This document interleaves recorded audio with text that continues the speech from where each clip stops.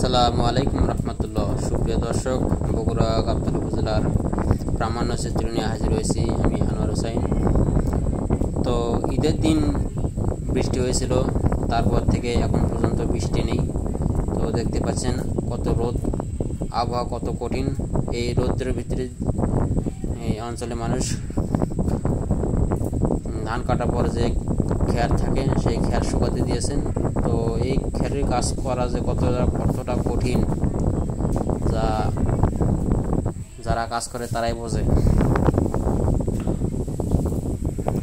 আর তারপরও যে কাজ করতে পারছে, কারণ কদিন হলে বৃষ্টি নেই, বৃষ্টি না হওয়ার কারণেই এখনও কাজ করতে পারছে। আর যদি বৃষ্টি হতো তাহলে আর এই কাজগুলো করতে পারতো না। তো সব মিলিয়ে গ্রাম অঞ্চলের প্রাকৃতিক আর নয়নাগ্রাম দৃশ্য সত্যি এক অভাবনীয় একটা সুন্দর বিষয়।